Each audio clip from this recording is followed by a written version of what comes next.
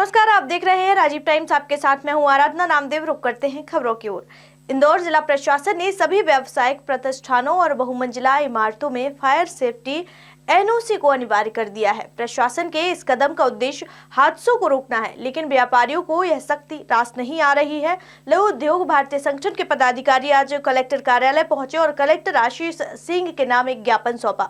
संगठन ने मांग की है कि छोटे उद्योगों को इस नियम से राहत दी जाए और इसे केवल 5000 स्क्वायर फीट से बड़े उद्योगों पर लागू किया जाए।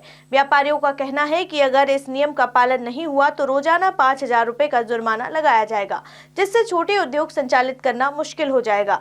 इसके चलते कई लोग बेरोजगार भी हो सकते हैं। ये प्रदेश लघु उद्योग भारती महानगर इंदौर के लिए पूरे प्रदेश से आदेश आया है कि ये पत्र कलेक्टर साहब के द्वारा माननीय मुख्यमंत्री जी को दिया जाए, जिसमें फायर एनओसी का एक नया नियम आया है। उस नियम के अंतर्गत 1 जनवरी से हर इंडस्ट्रीज को उसमें एनओसी लेना कंपलसरी है। उसमें यदि नई इस विधा में यदि कोई इंडस्ट्री जुड़ती नहीं है तो प्रतिदिन के हिसाब से पेनल्टी लग रही है। तो ये सभी इंडस्ट्रीज 5000 से स्क्वायर फीट से बड़ी जो भी इंडस्ट्रीज है उनको सबको लागू हो रहा है। तो हमारा उसमें ज्ञापन दिया है हमने कि उसको इंडस्ट्रीज के इस सरलीकरण किया जाए और इसमें अभी इसको लागू ना करते हुए और इसमें जो भी सुविधाएं बड़ी इंडस्ट्रीज के लिए कर सकते हैं आप, छोटी इंडस्ट्री के लिए जो आवश्यक है कम से कम आवश्यकता वाले इंस्ट्रूमेंट लगा सकें, वैसी नीति बनाई जाए जिससे कि छोटे उद्योगों को तकलीफ नहीं आए।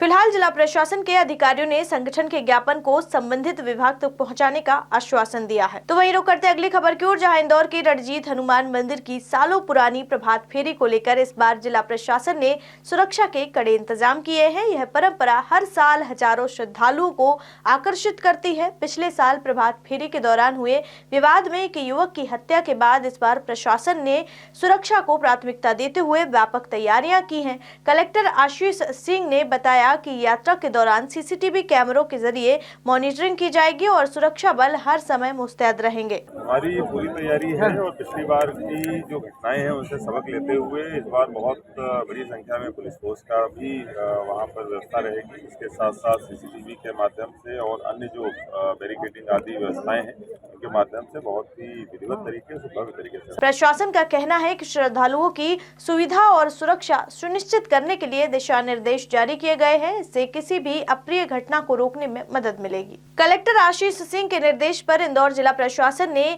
आवासहीनों के लिए एक अनोखी पहल की है। आर्थिक रूप से कमजोर और निम्न आय वर्ग के नागरिकों को अब घर खरीदने का सुनहरा अवसर मिल रहा है। आज से लालबाग में 2 दिवसीय आवास मेला शुरू हुआ है, जहां EWS और LIG वर्ग के लिए आरक्षित 5000 से अधिक भूखंड और फ्लैट बिक्री के लिए उपलब्ध हैं। इस मेले का उद्देश्य उन नागरिकों तक पहुंच बनाना है जो अपनी आर्थिक स्थिति के कारण अपने घर का सपना पूरा नहीं कर पा रहे हैं। इसमें ग्रामीण क्षेत्रों में विकसित की जा रही लगभग 150 कॉलोनियों के विकल्प उपलब्ध हैं। लोगों को प्लॉट और फ्लैट खरीदने के लिए आसान किस्तों में भुगतान की सुविधा दी जा रही है। प्रशासन का कहना है कि इस पहल से न केवल लोगों को घर मिल सकेगा बल्कि ग्रामीण इलाकों में रियल एस्टेट के विकास को भी बढ़ावा मिलेगा। यह आवास मेला 21 और 22 दिसंबर को लालबाग में आयोजित किया गया है, जहां नागरिक सरकारी योजनाओं के तहत अपने आवास का चयन कर सकते हैं।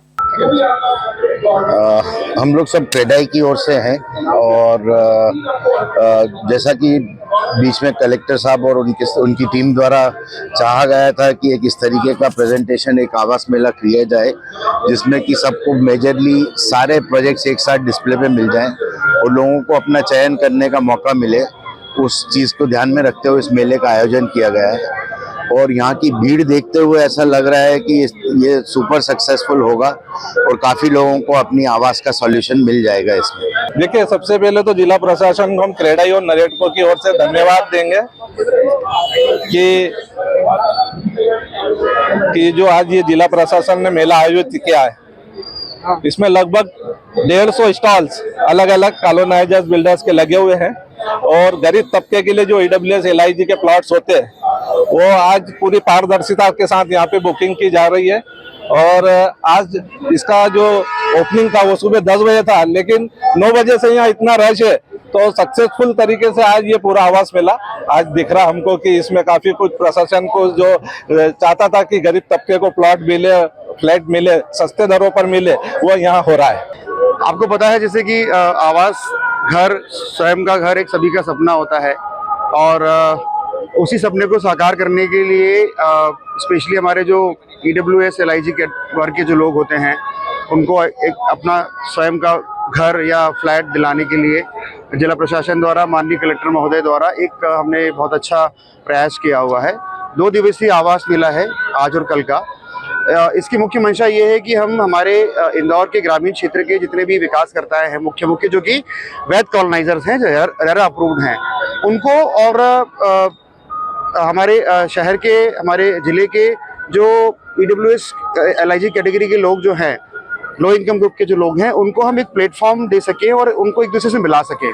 सामान्यतः देखा गया है कि कॉलोनाइजर कहते हैं कि हमारे जो ये प्लॉट्स हैं बिकते नहीं हैं, और वहीं बहुत से ऐसे लोग हैं हमारे शहर के जो कि ढूंढते रहते हैं कि हमें कहीं अच्छी जगह सस्ता प्लॉट मिल जाए।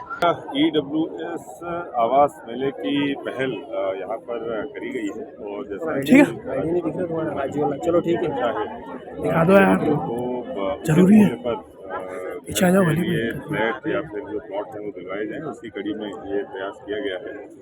अभी तक जो भी कॉलोनी की परमिशन दी जाती है उनमें चूँकि कुछ EWS के प्लॉट रखना जो है वो अनिवार्य होता है, लेकिन उसकी जो आवंटन की प्रक्रिया है वो अपारदर्शी होती थी। उसको पारदर्शी बनाने का प्रयास जो है पहली बार किया गया है और इस हेतु जितने भी हमारी कॉलोनी से परमिशन हुई है जिनके तहत अलग अलग जगहों पर जितने भी EWS के प्लॉट्स उपलब्ध हैं उनको सबको पब्लिक फोरम में पहली बार रखा गया है और लोगों को जो है हमने खबर करी है। यहाँ पर रजिस्ट्रेशन के माध्यम से लोग यहाँ पर आ रहे हैं। पूरी प्रक्रिया जो है ऑनलाइन पोर्टल के माध्यम से संपादित करी जा रही है, कोई भी चीज़ ऑफलाइन नहीं है। क्रेडाई का बहुत अच्छा सहयोग इसमें प्राप्त हुआ है और उनके जो लगभग 120 के आसपास काउंटर्स अलग अलग डेवलपर्स के लगे हैं और इनके द्वारा ये भी आश्वासन दिया गया है कि चूँकि ऐसा कोई नियम नहीं है कि इसको EWS को सब्सिडाइज रेट पे कलेक्टर गाइडलाइन पे बेचा जाएगा। ये ज़रूर है कि जो पात्र लोग हैं वो EWS कैटेगरी के होंगे, लेकिन रेट को लेके कोई नियम नहीं है। लेकिन उनकी तरफ से आश्वासन दिया गया है कि कम से कम 40% डिस्काउंट के साथ सब्सिडाइज रेट पे जो है इनको दिया जाएगा, प्लॉट्स दिए जाएंगे। इसमें कढ़ाई का हमको बहुत सहयोग भी प्राप्त हुआ है। इसके साथ साथ बैंक के काउंटर भी हैं, जो लोग अपना फाइनेंस कराना चाहते हैं उसको भी लोगों ने सुविधा मुहैया कराई है। तो निश्चित रूप से जो पात्र लोग हैं उनको सबको एक छत पर लाकर और जो उपलब्धता है EWS की उसको पब्लिक फोरम में रख के बहुत पारदर्शी तरीके से पूरी प्रक्रिया को संचालित करने का ये पहली बार प्रयोग हुआ है। इससे हम लोग सीख लेते हुए अगर कुछ कमी पेशी रह जाती है तो आगे और बेहतर प्रकार के मेले लगाने का प्रयास। तो वहीं रुक करते अगली खबर की ओर, जहां भोपाल में अल्पना टॉकीज तिराहे पर निर्माणाधीन सड़क और नाले के काम का निरीक्षण करते हुए मंत्री विश्वास सारंग ने सख्त रुख अपनाया। उन्होंने कहा कि बिना सर्वे और उचित प्लानिंग के निर्माण कार्य शुरू करना शहर के लिए खतरनाक साबित हो सकता है। नाली निर्माण से पुल पटारा नाले पर दबाव बढ़ेगा और जिससे शहर में बाढ़ की स्थिति बन सकती है। मंत्री ने चेतावनी दी है कि यदि यह काम इसी तरह से चलता रहा तो भोपाल के 10 लाख से अधिक लोग प्रभावित हो सकते हैं। उन्होंने निर्देश दिया कि निर्माण कार्य सर्वे और उचित योजना के बाद ही शुरू होना चाहिए। हमीदिया रोड पर जो केंद्र सरकार के सहयोग से जो रोड बन रही है उसका हमने सर्वे किया।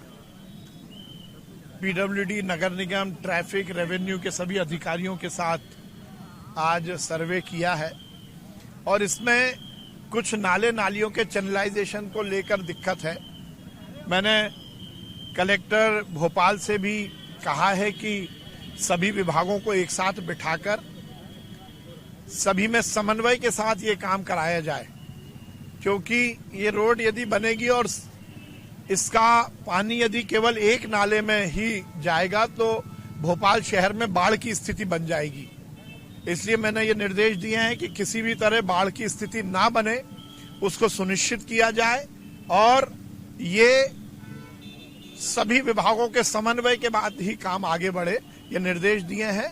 और ये रोड भोपाल शहर के लिए एसेट बने, लायबिलिटी ना बने, इसके लिए हमें सबको प्रयास करना चाहिए। बुलेटिन में फिलहाल इतना ही। देश दुनिया की तमाम खबरें देखने के लिए देखते रहिए राजीव टाइम्स। नमस्कार।